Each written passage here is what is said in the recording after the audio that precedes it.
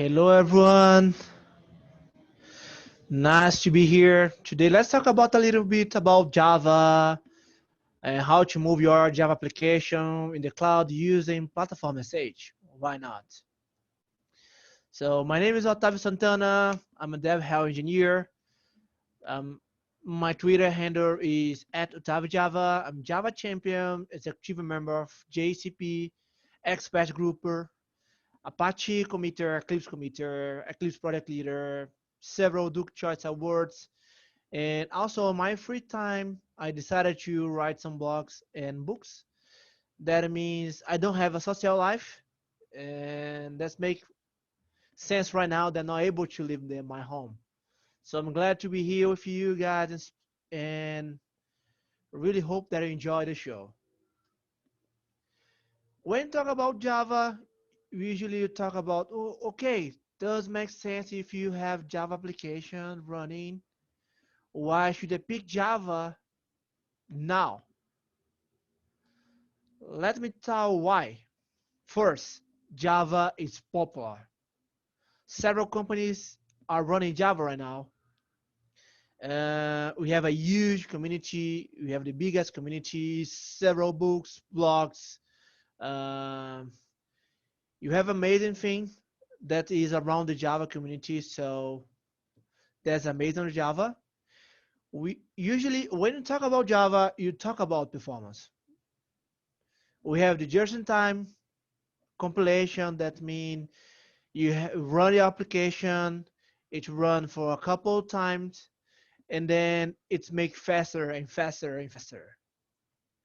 It use memory, and it can use also a huge number of processor. That can be good or not.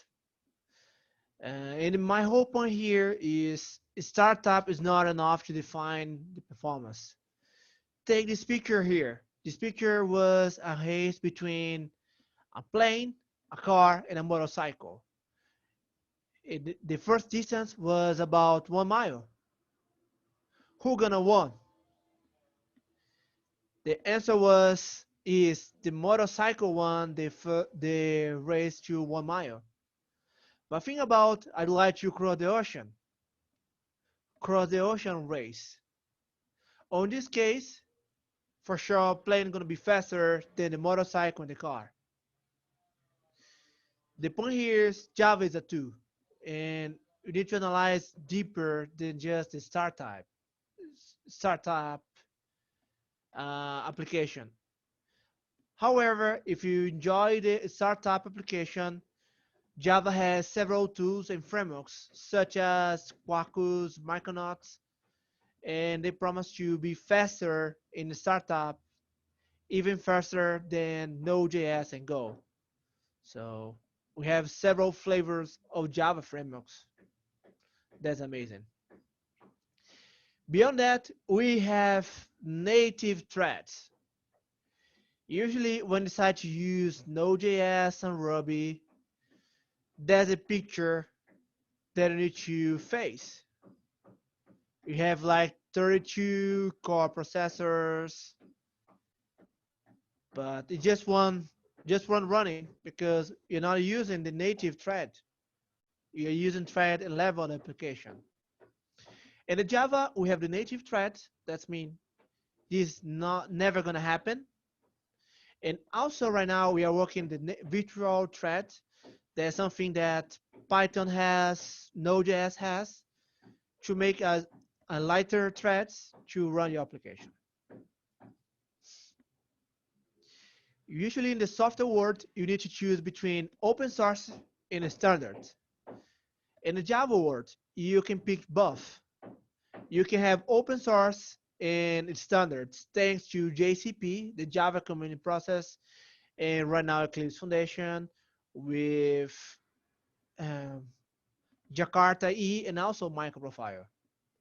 And we also have several open source projects such as Quarkus, Spring that use standards somehow. My whole point here is you can have both. You don't need to pick one instead of another one. You have open source and open standard in one page because of Java. The Java use case is really huge. It's a Mongo. So this picture here is from the Java one when Spotify decided to move Python to Java. And they conclude that when you become bigger, the Java is the right choice. And that happened several times. That happened with Twitter when they decided to move from Ruby to Java, Netflix, and Java has over 64,000 user cases of that. I mean, we have a huge number of companies that decided to start with another language, and when they become bigger or big, they move to Java. Okay. Now, I hope they understand why Java matter today, why Java is so important to us, and Java is a good tool when you decide to make a big and great application. Let's move to another topic. Let's talk about cloud a little bit. What is cloud? Basically, cloud is somebody else's hardware.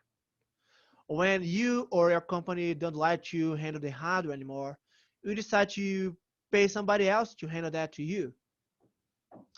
And cloud has service. The best way that I think about cloud service is doing an analogy to pizza. If you think pizza as a service, we have make at home, take and bake, pizza delivery, and dine out. Make at home is the traditional on-premise that you need to handle everything.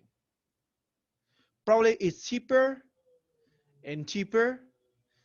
However, we need to handle the whole complexity, and whole complexity means risk. You need to put risk on that. Take and bake. You go to the grocery, some marketplace, take a pizza, and then put in the microwave to prepare home. We reduced the number of complexity because you don't need to handle the sauce, the topping, the cheese. Everything is ready, almost ready. You need to just prepare the microwave, the table, and soda, or something like that. The next one is pizza delivery. That looks like platform as service that you do a request from your phone, from your, I don't know, you do any kind of call, web application. The pizza is ready. You just need to put on the table and eat. The last option right now is unavailable to almost everyone. I believe everyone, I'm not sure. That is get out, dine out, and some restaurant that you don't need to handle everything. Just sit down, order something, order some pizza, some soda, and that's ready to you. And here, as you can see, cloud has trade-offs, right? If you pick the on-premise or infrastructure as a service, probably it's gonna be cheaper and with higher risk than you choose software as a service. Usually, when you talk about cloud, you talk about scalability, right? And we have the horizontal and vertical scalability. If you choose the horizontal one, you think more about Ant-Man that has several ends to solve the world. If you choose the vertical one, it's just one strong machine like Hulk. Let's move on to the next topic, is more about cloud native. The first question is what is cloud native? To be honest with you, right now nobody knows. We have several articles, several books, several topics about cloud native, and everybody has a different approach. Everybody has a different concern about what is cloud native. I took over 7 books, over 20 articles about cloud native, and I define my whole definition, my whole approach, that a set of good practice to optimize your application in the cloud age through containers, orchestration, automation. That's my definition. My recommendation to you is go to the internet, go to the web, uh, read books, read articles, and take your own definition. Go to Cloud Native Foundation as well. Read, and study. Okay. The best practice, it does not change a little, not. If you are using the 12-factor application on your on-premise application, you should use the 12-factor application. If you are not using on-premise, you should use the 12-factor application anyway. So code base, dependence, configuration, and so on. If you are a Java developer, these are the books that you must read. So Clean Code, Clean Architecture, DDD, and Effective Java. Those are amazing books and help you to write a nice code, a readable code, write a code closer to the business, and optimize your Java application to use the best way with collections, with lambdas, vector factors, and so on. The last one is, okay, I mentioned cloud, I mentioned Java, cloud native, and how can Platform.sh make easier your life or make your Java application ready to go to the cloud. When you talk about Platform.sh, think about complexity is a risk, right? When you decided to use infrastructure as a code, probably it's cheaper, like a pizza. When you decided to take and bake or on premise, usually it's cheaper, but there's a huge risk that you forget the microwave, you forget, you have no idea how to handle the source, something like that. And the whole point here is less risk is low complexity. And trust me, cloud is a challenge right now. The whole idea of Platform.sh is to make easier to you take your application, move to the cloud using containers. That's the whole idea of Platform.sh. And that's a path that you can take your application, whatever flavor, monolith, microservice, stateful, stateless, whatever you want, you can take your application and move to the cloud. Oh. The approach here is more about infrastructure as a code. So you can add MySQL, Postgres, MongoDB, Kafka, whatever you want. You can run application as a Python, microservice, Java, or even several applications through 3 application file. Okay, with 3 application file, YAML file, you're able to take your application and move to Platform.sh. Therefore, you can move easily your application to the cloud. The first one is my application YAML file. I have some properties names. As you can see here, I need to put my name, my type, that is my language, and the language version, on this case Java 11, the space, how I'm gonna build my application. As you can see here, I'm using Maven. I'm running Maven clean package command. The relationship, what does relationship mean? Basically, it says, okay, this container application requires access to that database. Because when you talk about cloud, when you talk about container, we need to think about security. And you need to grant access to the right container, to the right database. And Platform.sh make easier to you grant access to a specific database.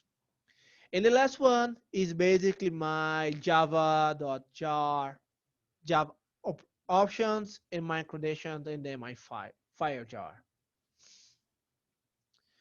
The second one is my service. My service YAML file. I put the service that I want to. Again, my key of my service, my type, my SQL and my version, and my disk space. You can have Solar, MySQL, DB, MongoDB, Redis, whatever you want to. And the last one is the route. Think about you have several applications, right? You have like a huge number of applications, and you just want to make just one public. And yes, you can make that easier with Platform.sh.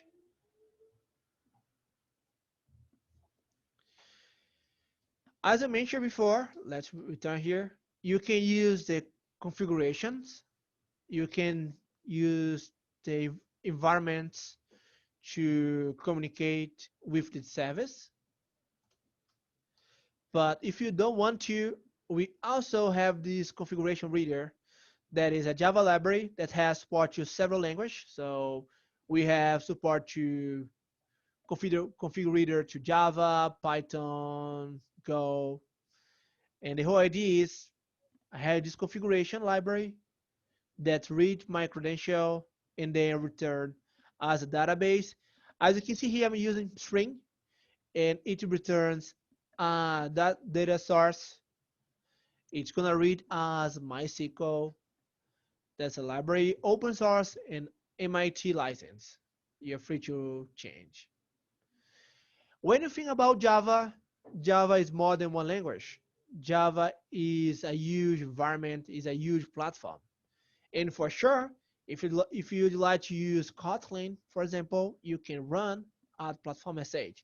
As you can see here, I'm running my configuration reader with Kotlin, right? We have support to just plain Java. We have support to Spring, whatever one. So as you can see here, I'm using MongoDB. Below, I'm using Hibernate with MariaDB. Uh, that's the whole idea. Usually when you have or you must to move your application to cloud, you need to, for example, have environments like production, staging, and development. At the platform stage, there is just one branch, an active branch to run your application.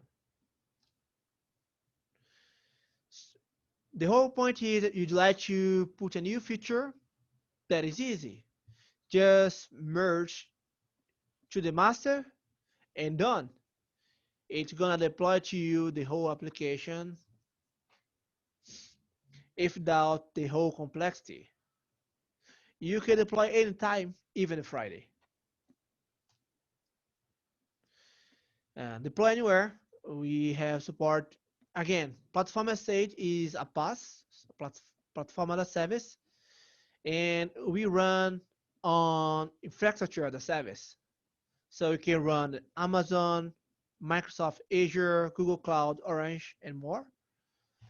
And we have over 20 regions, 3,000 hosts, and so on.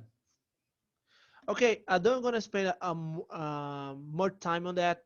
My goal is to do that on just 30 minutes.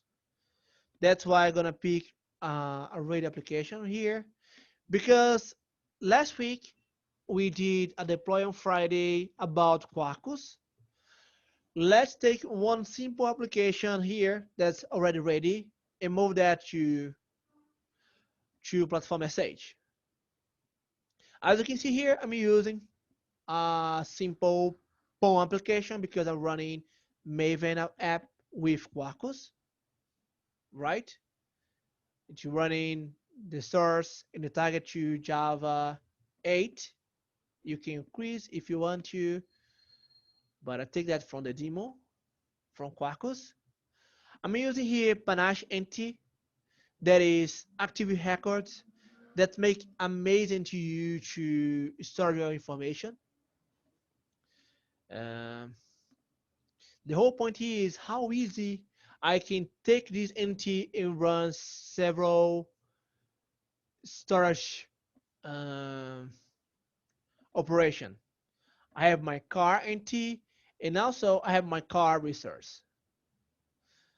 If you are familiar with Jakarta EE or Eclipse microprofile, it does not change much, right? So I have my get, it returned my whole car based on the plate, as you can see here.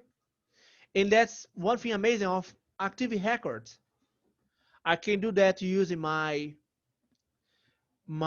empty. For sure, I have my trade-off, but anyway, it's too amazing. I create my car. I can update from the ID, so my nt and then update. Uh, as you can see, it's a public. I won't discuss about the design and code here, but my whole point here, if you put private and get a setter, that means the exact same thing that you put public. So you just increase the complexity of your code if you do something like that.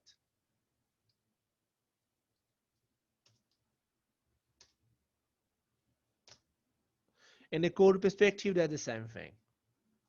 That's one thing that I enjoy in Quarkus because they put that as default. If you like to do just one more small thing, you can do that. Just use it public, right? For sure, if you like to create something more, with more complexity, the encapsulation might be a issue in the future. But anyway, let's focus on Quarkus application. So get, post, put method, delete, and that is what I have on my resource and my car, right? Okay, this is my whole Quarkus application. As you can see here, I have my application properties that has several configurations to run my application locally. That means if you want to create some integration tests, I'd like to run locally, that's fine. Just go ahead, run the application locally, and let's move on. Let's move this application to the cloud. As I mentioned before, three files, my hosts that define my host application, the service, the service that I need, on this case, Postgres 11, and the last one is my application YAML file. As I showed to you, my name, the type, Java, the version 11, how I gonna create this guy here. So it's a package, and how I gonna run this Java application. As you can see here, Java slash jar, my Java operation, my port. I put that explicitly because I need to override the part. My credentials, that I'm gonna show to you, and then my job file. I have my environment file here that's basically gonna load my information that I want to my system environment. You have the option also to use the browser to change that. To be honest with you, I prefer this file. As you can see here, I'm export the host, password, use database. I create my whole memory environment that's gonna use the whole memory that's is available in the container. Based on that, I created my Java operation, and my credential is basically my user, my password, and my JDBC URL. My whole point here is I can run locally and also I can move to the cloud just overwriting my configuration when I decided to go to Platform.sh, for example. Okay, let's let's show my application here. That's my Panache application. As you can see, I push, oops, let's start again. I push here, I push before. You know, the internet is not trustful. As you can see, it's just a Git repository. If I come here, Git remote, that's a repository. That means you can connect with GitHub, GitLab, or we can provide a Git to you, whatever you want. So private provided by Platform.sh, GitHub, GitLab, and that is it. You have plugin to that. Okay, let's return. I just did that push. It's gonna return to me this information. On this case, this is a simple case. I have three containers. One to define the host, my Java application itself, and my database. As you can see, I just have one branch, one active application, and I have your new cloud native application is ready from Quarkus, and that is it. Usually, when you decide to move to cloud, you still think about something that nobody mentioned to you, like backups. And we have one automated way to do backups to you. We have more information about the service if you want. You have one way to visualize this guy. And let me show one more thing. You have two ways. Give it like to create a new platform message project. You have two ways to create this project. You can create from scratch. That means you need to put these three files, the application they wrote and the service one. If you want to, you can use template that you can provide to you. So, hello, platform message. We are multi-region. You can choose over 20 regions. On this case, I pick Europe. As you can see, we are polyglot language containers. So we have several demo application. If you go to Java, that's my topic right now. We have several templates here. We have Tomcat, Apache, Tommy, Halidon, Jenkins, CloneZ, Micronaut, OpenLibet, Paramicro, Quarkus, whatever you want here. Okay?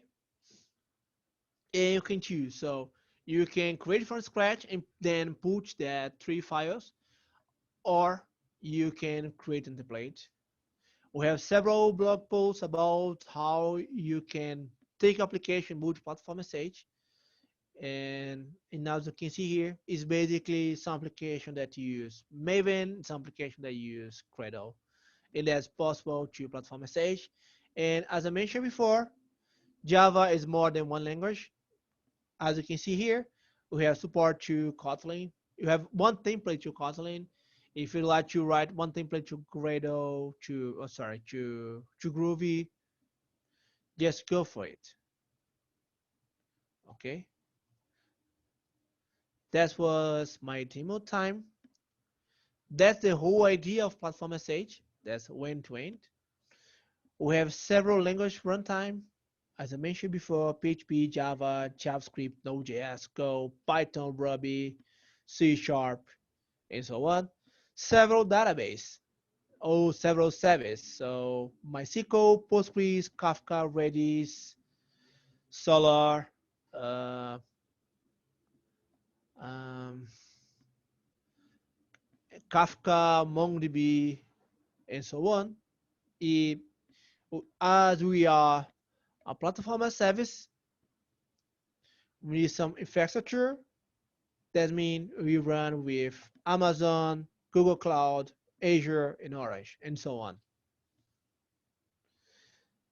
The point here is to make easier to you take your Java application and move to the cloud, right? If you'd like to use, you can integrate with GitHub, GitLab, and again, that's a Bitbucket. You can use integrate with Jenkins. We are containers, so we are Docker. We have partnership with Amazon, Google Cloud, Amazon, and Azure, and you provide provision to you, package, the whole point.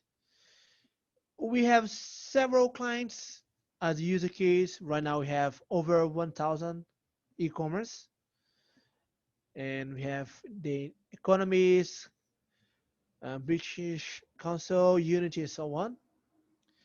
If you are a Java developer, we have several templates, demo application to this.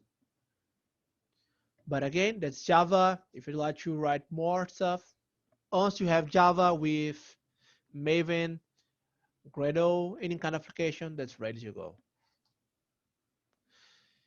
And that is it. I hope that you enjoyed my presentation.